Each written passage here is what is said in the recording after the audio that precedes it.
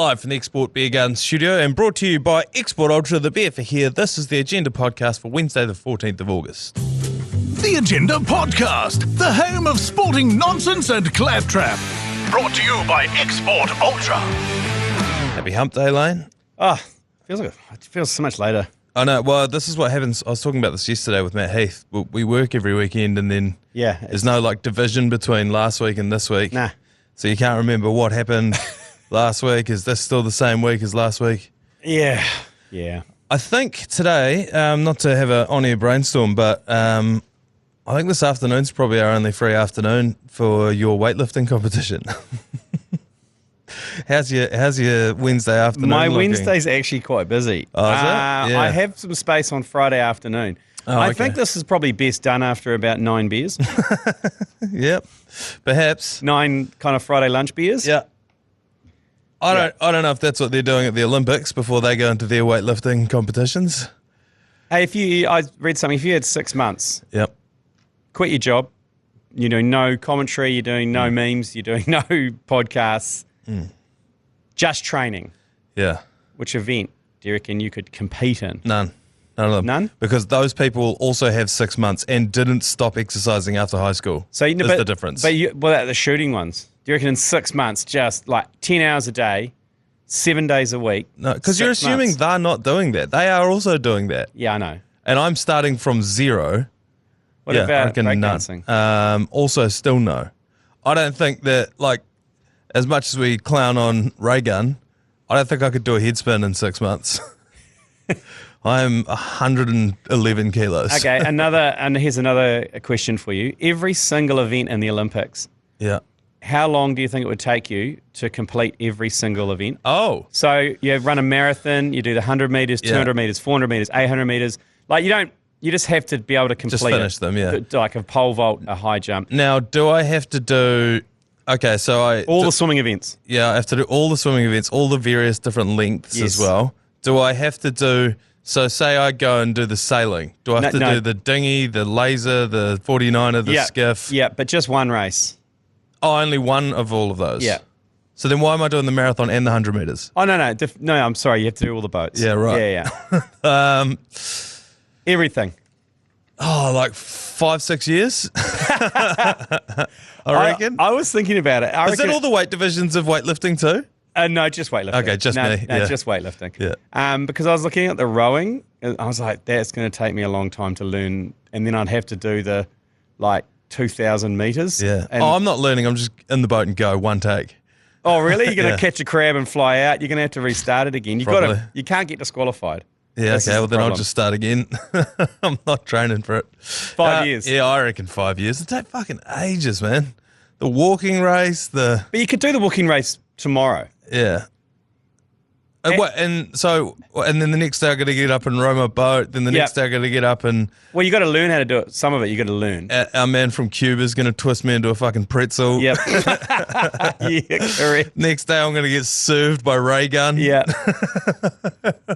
I don't know. There's a few you can just get away with. I'd need A rest, game yeah. of sevens, tennis. Oh, yeah, basketball. Golf would be pleasant. Oh, golf would be great. I'd put that halfway through. Yeah, That'd yeah. be my respite. I reckon I'd get all those out of the way early. I like all of the ones you can just play. Oh, no, this is a good point because I can't do butterfly. So I'm going to need to learn how to do that. I thought that as well. And there's the medley. I'd drown. Yeah. I'd need to wear a life jacket. I'm just trying to think of some of the more obscure. Like, I don't know how far I could throw a javelin, but I don't think I'd get disqualified. 10-meter diving board. I'd just hit it. That'd be terrifying. It'd be terrifying, but also, there's no loss there. You just have All to you jump have to do off. is jump. Yeah, Yeah, that's true. Actually. You're sweet. You just feet first. Yeah, Doesn't that's matter. right. Yeah. You might fuck yourself up, but you're not going to, you'll be able to do it. You got things like the monkey bar things, like what are they called with the rings? The monkey rings? True. I don't think I could do that. I mean, I could jump up and hold on to it with my belly poking out That's the bottom. what you have to do. And then the horse, the pommel thing. Yeah. Well, I go running up and have to try and vault over that fucking thing. The cat toy. Cat toy. The ribbon and the ball and stuff. I could walk out the studio and do that, I reckon. God, then there'd be the synchronized swimming. I would drown doing that. Oh, water polo. I'd polo. So drown. Someone would put me under and I'd stay under. Cycling races would be easy. Yeah, just punch it out. Yeah, The dick around. triathlon's an issue for me. Not a great swimmer. Do you think that you could get out of the water, like against that current? No. Yeah. I don't reckon I could swim against that current. I don't think I could either. Nah, no way. I would have got about 10 metres and then I would have sort of Given up. hopped on my back and just floated down the river hoping a shark would take me. Because they were going hell for leather and barely making any ground. Yeah. So I don't know how I would go, just as a guy that had never trained for it. What about if you had a flutterboard? No, Just because the- I think you need your arms. The flutterboard helps with floating, but it's not going to propel you. Yeah. So actually the sailing would be a shit show because I wouldn't know what ropes to pull on. So I'd never get around the course. You would see, eventually, I 5 reckon. or 6. Yeah, oh yeah. Especially if in those pairs ones, it's the single ones you're done. The pair one, you're just a passenger, surely. Yeah, if I got another man with me, Yeah. and I just sat him down and said, look, I've probably got capacity for 2 ropes. You tell me what they are, and we'll go from there. I'll pull the rope when you tell me to, but I won't be able to figure anything else out. Yeah, I reckon 5-6 years. Yeah, Because I reckon I'd spend like a month on the butterfly before I was able to finish. 50 metres. Yeah, 50 metres, and then turn around. Now I've got to start doing the bloody medley. Well, you can do multiple at once. You could just nominate a month just to do swimming Yeah, and just knock them off. it'd take me that whole month to do it too. But yeah, then all the other ones that you could easily fail at, that'd be easy. Just hop in, like I said, get twisted up, get thrown across the room, get fucking karate kicked in the head. That I could do in a day, I reckon. Just turn up to a dojo and just get the shit kicked out of you all day. Boxing as well. Just go and take one to the chin. Yeah, hit the canvas. David Amani Khalif's going to come out and just spark me out in a heartbeat. Then our man from Cuba's going to twist me up into a pretzel. Someone's going to judo toss me across the room. I reckon I could do that in a day. I'll probably need a week to recover after that. So I reckon you could do it in less than a year. Oh, it'll be tough though. That's a lot. They handed out something like 500 gold medals over there, and I presume a lot of those are team sports. But yeah, I reckon it'll take me longer than a year. But I don't know. Let me know let us know on the old voicemail function. Greatest New Zealander of all time, John Toogood. Jesus, he got obliterated last night. I knew that was going to happen. Yeah. Poor Johnny Toogood. Yeah, it was just a victim of circumstance. He ran into a buzzsaw in the first round in the shape of Dave Dobbin.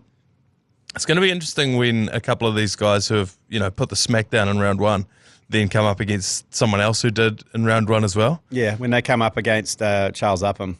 For example. Charles Upham versus Dave Dobbin. Ooh. Yeah, I don't rate the Dobbers' chance there. No. Today's one's another controversial one, although I feel like this is all going to go one way as well. It is Brendan McCullum versus Martin Crowe. Now, I was a little too young to remember Martin Crowe. Where do you rank those two in terms of our best batsmen? Oh, Martin Crowe is an absolute legend. May have slightly sullied his career near the end there when he threatened to burn his blazer and all sorts and started meddling in the politics of New Zealand cricket. And so there's a little bit there that makes me think I'm a more Baz man. Yeah. But again, that is a circumstance and the fact that I feel like I lived through Baz. Yeah. Whereas I wasn't even born half of Martin Crowe's career. But you watch Baz take us out of the doldrums of international cricket. Absolutely. Into the peaks. Yeah, and I feel like he's a little bit more relatable, crushes durries, bets on horses, smashes red wine. Goes down, still goes and turns out for his local rugby club. Yeah, whereas Martin, got the rug and everything and just everything turned a bit odd near the end there.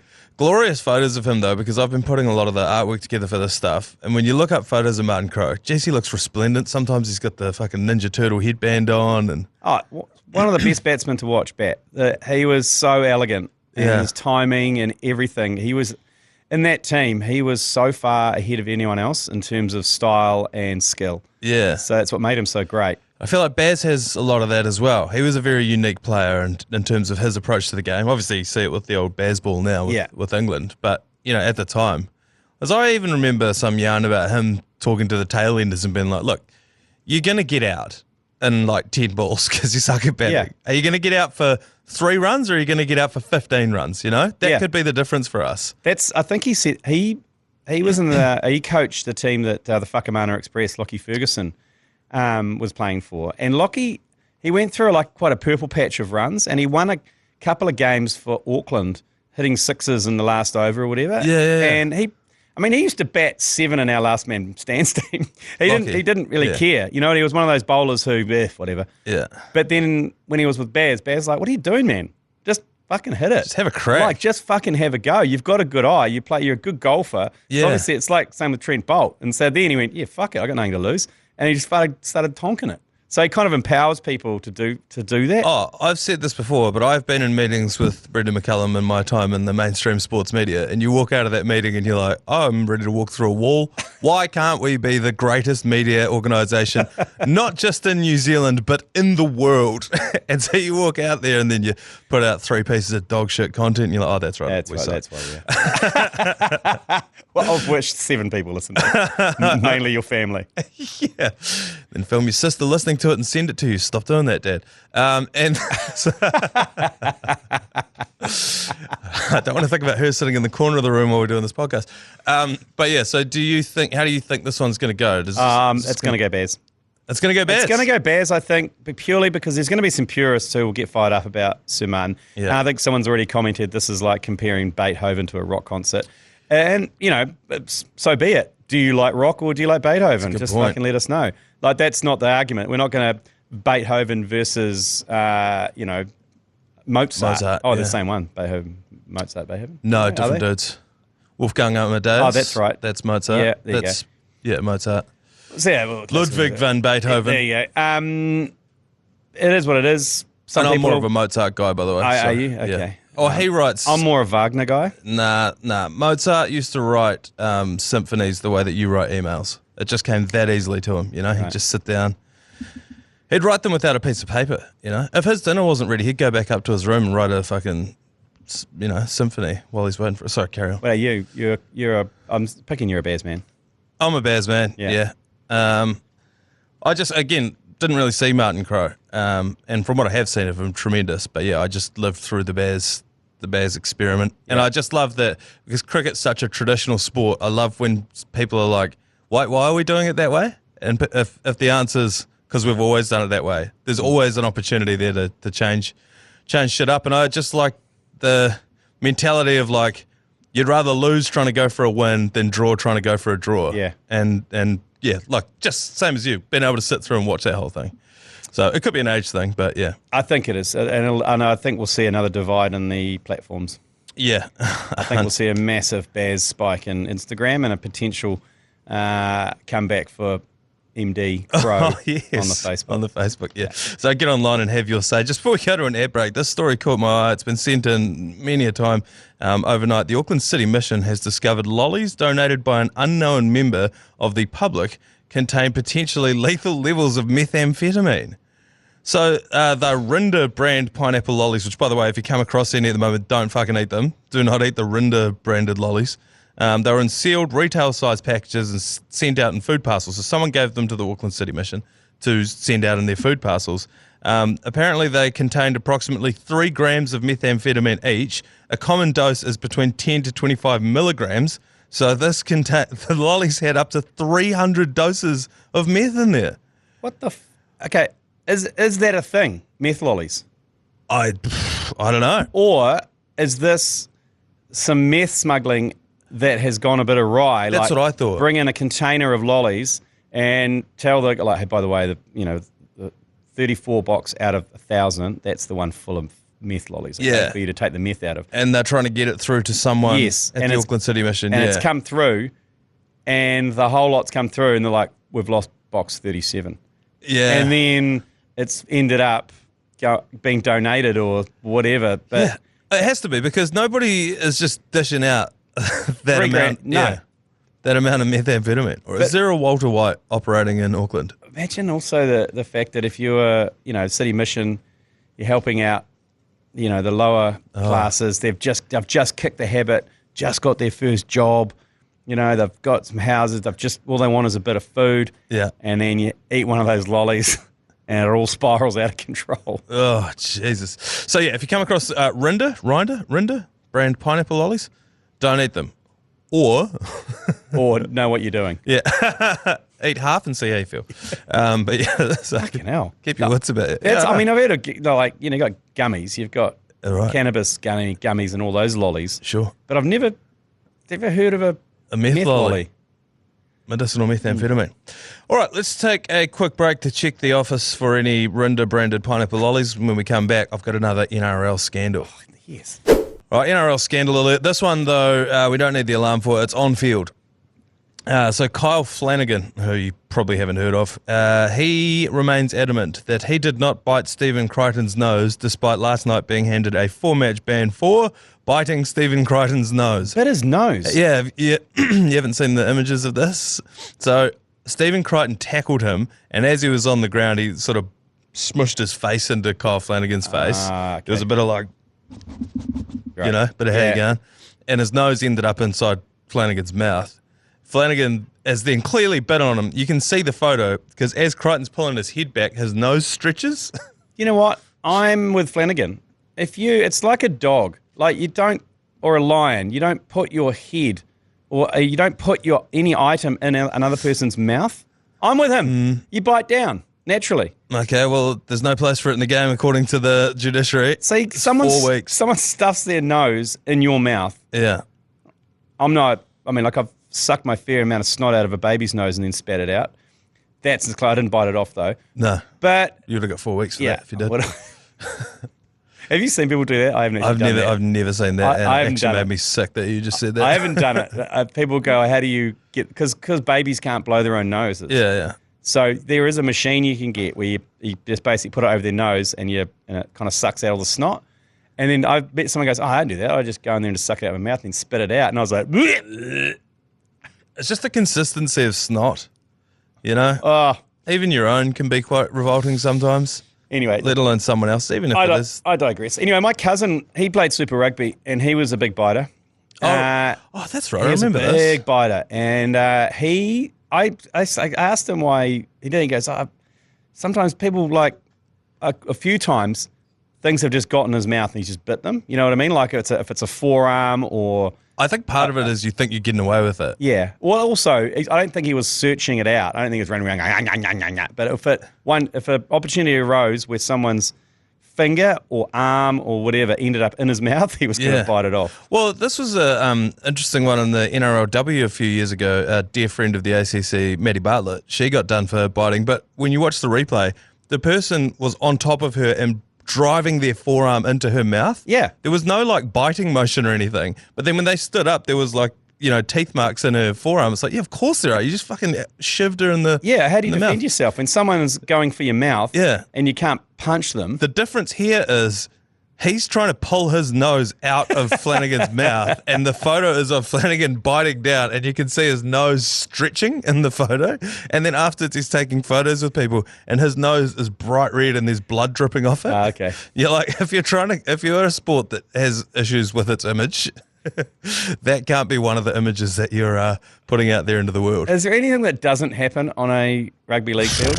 There's ass poking, there's squirrel gripping, there's nose biting. Yeah. There's all sorts. And I also just think it's the most if you're the kind of guy who bites people's noses, you're also the kind of guy who denies it straight away. So I love that. It is a hard thing to deny. I remember there was it's like the was it Johan LaRue who bit off Sean Fitzpatrick's ear? Yeah. And he denied it for a bit and then he admitted it and kept blood around his mouth and Sean Fitzpatrick's missing an end of his ear. Yeah. And then he got quoted at the end of the match. Saying, what did you do? He goes, I think I could have bitten his ear right off. That was how he defended himself. Even Mike Tyson immediately was just like, no, I didn't, when he bit Evander Holyfield's ear off and then spat it into the front row. It's like, what do you mean, no, you didn't? We were fucking sweet. How did he bite that off with a mouth guard? Oh, bottom teeth, I suppose. Same way, Kyle Flanagan had a mouth guard in too. Yeah, that's true. Your bottom teeth, I guess. Anywho, that is the NRL on-field scandal for this week. Well, for today. I'm not going to rule out another one popping up tomorrow. Have you seen, by the way, the Olympics? All of the athletes are flying back home again. We've got our own Jazz Hotham. She was over at Siget Festival, and the official media team there got a photo of her with her gold medal. Imagine being at a massive festival with a gold medal. That'd be pretty sick. It would be pretty sick. It doesn't get better than that. I wouldn't also trust myself. I would wait. I would wake up in the morning and go, when sometimes you wake up in the morning and you pat your pockets for your wallet and your phone. Yeah, the Australian hooker. Yeah, you go there and you go, okay, I've got my phone and my wallet. It can't be much worse than that. And then you go to your chest and go, fuck, my gold medal. Gold medal. Surely you could get a replacement. Yeah, I don't know. I'd take it. I think it's for, I would rather have that memory of me being at Siget with the... Yeah, true. There's a great... on social media, there's an American athlete who won bronze. Oh, the skateboarder, yeah. He just partied with it for a week, and then they showed the state of it, and it was just fucked. Yeah. It had, you could see it had, beer stains all over Rust it, and and it was like... But I've always thought, when you see a bronze, statue or something, they go, green. They get all this green shit all over them, I think that's in New Zealand with that. It's that kind of... Or is that brass? Kind of especially around Rotorua and all that. Is it moss mould and gunge? Yeah, I think so. Needs a bit of wet and forget. Okay, maybe that's what it is. But I always thought the bronze sort of deteriorated anyway. That's why he used it. Anywho, he was complaining about the quality of them. Well, should have won gold, mate. Yeah, loser. Should have won gold. They seem to be holding up all right. Our Pakistani man, Nadeem, he's gone back to Pakistan too. Have you seen the videos of him going home? No. Hundreds of thousands of people have greeted him at the airport. They put on a bus for him. Awesome. Hundreds of thousands of people up and down the street. Everywhere he's going, he's being carried. The politicians in Pakistan are falling over themselves to give him money so that they can say, oh, he's my mate, Nadeem. Yeah. They're all so stoked with him. The Pakistan Prime Minister has announced 150 million rupees, which is 538,000 US. Shit. At a special ceremony to honour him. He also handed them the keys to a new car, which has a special registration plate of PAK 9297, which is how far he threw it, 92 metres, 97 centimetres, which was an Olympic record. He said Nadeem's elevated the name of Pakistan worldwide because of his day and night hard work, parents' prayers, and coaches' training. See, this is no surprise to me. That's why I said India should be great at the javelin, because they're good at cricket. Oh, to be fair, the Indian dude got the silver medal. Oh, there you go.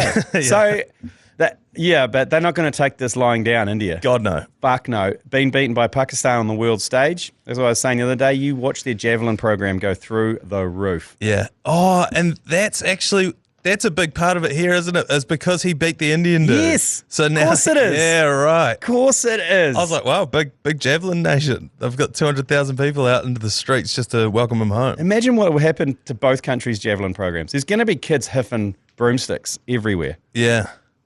Oh, I mean, it's slightly dangerous. You need a big space for a javelin. There's going to be some accidents. They're going to have pop up, what are the Top Shot driving range things that we have here in New Zealand? Yes. The simulators. They'll have bloody javelin simulators, I reckon, around Pakistan. We're going to have a couple of beers and go down the javelin simulator on Friday if you can. Go and have a look at the videos, the photos. It's outrageous, the welcome that he's had home. I don't think we do that kind of thing very well here in New Zealand. I think that's a sport to watch in LA. The javelin? Yeah, that's going to blow up. Could kick off World War III, if it hasn't already. Tens of thousands of people also packed a stadium in Botswana to welcome home sprinter Tebogo, who was the 200-metre gold medalist. Yep. He took out Noah Lyles. Thank God he did too. Again, tens of thousands of people packing out stadiums. What have we done? Nothing. Yeah. Maybe the odd haka at an airport. Yeah, I think there might be a small haka. But I think they talked about a parade, but they said it was very difficult because a lot of the athletes are going to festivals, going on holiday. They're coming back some dribs and drabs. The Sevens team has been home for 2 weeks. Yeah. What are they? They're all at home now. They're starting to show up in the NRLW now. I think if we were a young nation who'd never won a gold medal before or hadn't won a gold medal in 30 or 40 years, yes. Yeah. But when you're winning 10 of them, it gets a bit 11th in the world, fourth per capita. Yeah, we really won it. Yeah. It does get a little bit, sort of boring. Yeah. A little bit. Our man Paulson, by the way, he's been interviewed. Obviously, he was the goalkeeper for the Phoenix. Yep. He got sent over to Bournemouth or got bought by Bournemouth and then sent down to Auckland FC. And there was a headline in the papers today.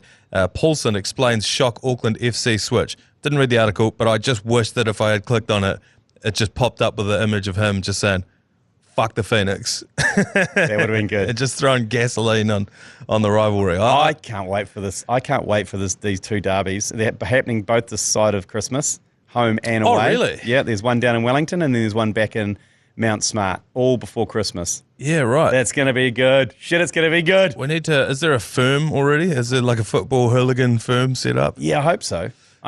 But I mean, down in Wellington, they'd come with their briefcases and their craft beers. And I worked. This will shock you not at all. That I had a random job in Australia as a postman, and one day doesn't shock me.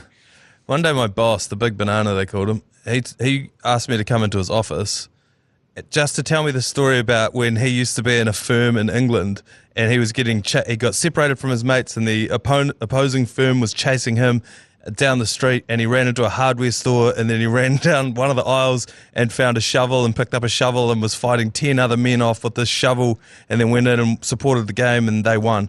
And then he said, and now you're free to go. And I was like, that's all that happened. He called me in, told me that story and then turned me loose back into the mail sorting room. And I was like, what the fuck was that? Was he testing some material? I don't know if he was like trying to show me he was hard or something. I was like, mate, you sort mail for a living. I've had friends who have got a little bit involved in supporting teams in London. In hooliganism? Well, a little bit. I mean, they were cricketers and they were over there playing a bit of county cricket. Cricket hooligans?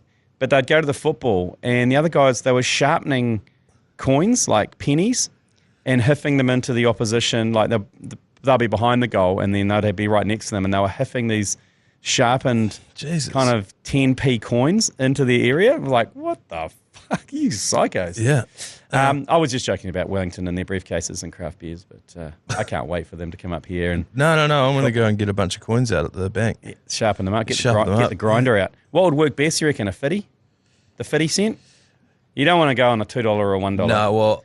20's too small. I don't know if you remember a few years ago they changed all the coins. The 50s are tiny now. I'd go a $2 coin. Really? Yeah. Have you are seen you just hiffing $2 about? Like, what are you doing? It's worth it to me. You reckon? Yeah, that's how much I hate the Phoenix now. All of a sudden, I've decided. Open up a Phoenix fan with a $2 coin. Yeah, that's what it's worth to me. All right, we're going to burn that. This is the most we've talked about soccer in quite a while, despite the fact that there's none going on. I can't wait for it. Yeah. I'm into it now. I'm a convert purely for the amount of noise it's going to create. Yeah, 100%. And the Poulsen, great move. Yeah. I love it. It's a real finger. I do too. Middle finger. Fuck the Phoenix. It is Wednesday. Fucking hell. He's going to cue talkbacks. Yeah, you're supposed. It is Wednesday, so it is time for another half-baked sports idea. Half-baked sports idea. Not a lot of fanfare around the NPC starting over the weekend. No. Although I did watch a couple of games and it was great to have the NPC. I don't know, there's something about it. I think I may prefer it to Super Rugby. And I think it's just because the games are a little bit more free-flowing. There's more wild shit happening. Also, you know every team. Yeah. I don't give a fuck about ACT Brumbies or the Reds or the Blues from New South Wales. That's a big part of it. Waratahs or whatever they call it. And I think probably the biggest part is that the Crusaders shat the bed this season, so that's... Oh, yeah, you've given up on Super Rugby. There's an element of spat dummy here. But my idea, because they're talking about that they're not going to broadcast as many NPC games, they may even not broadcast any next season, is that what they were saying? Or one a week or something like that? I think they're definitely going to get rid of any of their Heartland stuff. Yeah. Well, they only did one game a week for the last few years anyway, but yeah. So my idea for it is NPC Redzone. So I don't know if you're not familiar with the NFL Redzone. How it works is there's multiple games being played at the same time on a Sunday over there in the States. And so what they do is you can flick on a channel and it's called Redzone, and they will go between each of the games, like whoever's most likely to score next. So say there's 4 games going on and whoever Taylor Swift and them are about to score a touchdown, they'll switch to that and you get to watch that, and they either score or they don't, then they'll go to whoever's more likely. Is it live or is it like the golf? It's live. Because with golf, when there's a round on, they cut to you putting, for example, and you drain a massive putt. But then they can cut back to someone who's just teed off on a par 3, but it would have happened 30 seconds ago. You know what I mean? Yeah. Is that what happens in the red zone? Because I can imagine, can they see a touchdown scored and then they go, right, but we've got another red zone happening here. We'll clip that bit and then... They could, but they don't. I think the advantage in golf is it's such a slow sport, you can afford to do that without missing out on primarily betting odds, which have to happen live. But no, on the Redzone one, I think why it works for NFL is because you don't often score a 100-yard touchdown. Yes. This is probably the only part where it may fall apart for NPC. Yeah. So how my idea works is that we have NPC, all of the games are played on a Saturday afternoon, and they play them all across the afternoon. So it probably starts at about 3, 4 in the afternoon through to 10 o'clock at night. And when you sit down on your Saturday afternoon, you're just watching the NPC. You're not watching this team or that team. Obviously, you've got your own team, but you're just watching NPC for that night. And then it just flicks through, hey, Canterbury's about to score, we'll go over here. Taranaki's about to score, we're going to go over to this game now. Yeah, there's a lot of 50, 60-metre tries in NPC, though. How do you... So that's good. How do you... A line break, say Braden Enor has a line break 60 metres out, gives it outside to Max Springer, who scores in the... Like, how are you going to... Yeah. Because the 22, I get it. The Yeah. 22 is known as the red zone by rugby players anyway. Yeah. There's also the issue around being in the red zone for 15 minutes and not scoring a try. Oh, this is... Meanwhile, the Taranaki Wellington game, there's been 2 length of the field tries, which you hadn't been able to cut back to. And a charge down that you haven't seen. Yeah. Yeah, I know. This is probably where it falls apart because, you're so right. It was Canterbury are in the red zone, we're going to switch to them now. And it's just 15 consecutive phases and then a knock-on 5 scrum resets and you've missed 2 tries down the other end. Yeah. That could be where it falls apart. But I just feel like that gets you stuck to your couch for that 6-hour stretch. There's merit in it, but it might have to go the golf route. You might have to have a production room bunker situation where you're clipping. They're as live as they can be. Yeah.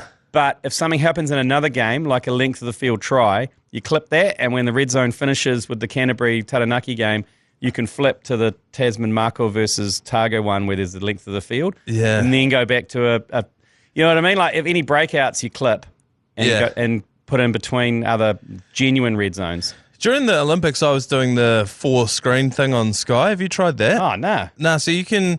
they've got so many different channels, particularly across the Olympics. You can click whatever configuration you want. So you can have picture-in-picture. So you've got your Olympics and then your rugby league game in the corner. Or you can do side-by-side. You can do up to 4 different sports. Can you do that on the Sky Go, on the Sky Sport Now app? I don't think you can do it if you're casting to your TV, but I was doing it on my laptop. Okay. But it was great. You could watch. Also, the only problem was you couldn't flick if... Lisa Carrington's about to go, you couldn't all of a sudden make that the big one. You had to reconfigure them again. Anyway, I feel like that's probably how it would work. You'd have like 4 screens going and then this one becomes big when they're about to score. I don't know. I just feel like it would make it... Now, obviously, it doesn't solve the problem that it still costs a shitload to broadcast all of these games. You're going to have crews at every single one. Yeah, that hasn't fixed that problem at all. But I do think more people would watch it. Yeah. But yeah, that's my half-baked sports idea for a Wednesday. It's not bad. NPC. You've had worse. Let's take, last week I think, the Civil War. Yeah. Let's take a quick break and come back with yours, please. Yours, please. Brought to you by Leader, home of the lasagna topper. 3 of them to get through today. First caller, yours, please. I've had a question on my mind for the last couple of weeks since this Greatest New Zealander debate started. Who the fuck is Frosty Boy? G Lane keeps talking about him like he's some national icon, a treasure that is known by children and adults alike across the land. I've never heard of the guy. Really? Jesus. Bit of a boomer now, G Lane. Getting up there, eh? Hooroo. Now, Frosty Boy. I'm glad someone else. I just presumed everyone else knew who Frosty Boy was, and I didn't. I'm looking for some support out here. Surely people know who Frosty Boy is. Yeah, well, send in a voicemail if you know Frosty Boy. But by the sounds of it, he wouldn't have beaten Mr. Whippy anyway. So No, he wouldn't have. I mean, Mr. Whippy's he means more to more people than Frosty Boy. he does. Another caller here, yours, please.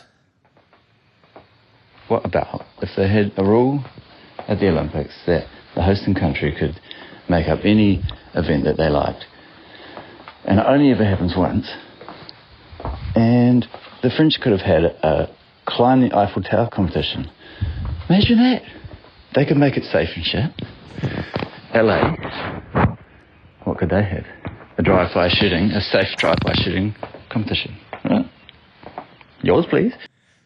I had a vision in my mind of that talkback, yours please, walking down a dark corridor at a hospital. Did you hear that kind of clop? I was picturing clop. walking around the changing sheds in your rugby boots. Oh, I thought it was a kind of a more of a kind of a heeled dress shoe and a lino floor in a hospital, but in the basement of the hospital where they keep all the bodies and stuff. That was a lights off voicemail. Fucking 100% lights off. What would we have in New Zealand? I guess ram raiding. Would be pretty mean, and not just your typical ram raid. I'm talking like a mall ram raid, like through the front doors of a mall. Yeah, Michael Hill. Getting the car sideways at the mall, knocking over the Mr. Mint, and then hitting jewellery stores, maybe a couple of clothing stores, and then out the front doors again. That's next level. Yeah, I think so. And, what a great way to showcase some of the beautiful malls that we have around our country. Lynn Mall. As well. Lynn Mall, yeah. Glenfield Mall. Northwest, the Riccarton Mall. Milford Mall. If you could ram raid the upstairs of the Riccarton Mall, like, hats off to you. Well, that's part of the challenge. Yeah, creativity. Yeah, and that's where you bring your speed climbers in, because you come through the front doors and you send the speed climbers up to the second floor. Oh, yeah, it's like this athlete actually competed at the speed climbing at the last Olympics, but he's converted now to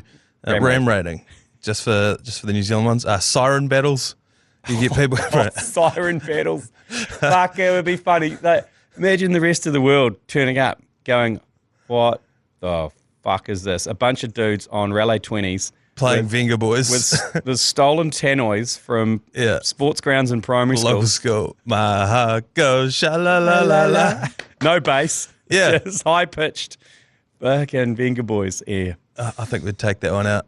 I think we would demolish other countries at the siren battles. Yeah, siren battles and ram raids, I reckon, are our go-to. Oh, gumboot throw. Yeah, but LA, what would they do? Well, like you said, drive-bys. Drive-bys. They could have some sort of like rap beef, like diss tracks, release diss tracks. Yeah. Kendrick Lamar he'd be the hot short favourite for gold medal. I don't really know what else is. Who can grow the strongest strain of weed? That would be good. Imagine the judging for that. Take weeks. It's basically like, how quickly can you green out Snoop Dogg? They start the clock from the moment he takes the first drag on whatever your strain is, and by the time he's greened out, it's like, it's 13 minutes. Or it could be a stunt, Hollywood stunt. Oh, yeah. So he could pull off the best stunt. Yeah, I was thinking like a 40-hour film festival.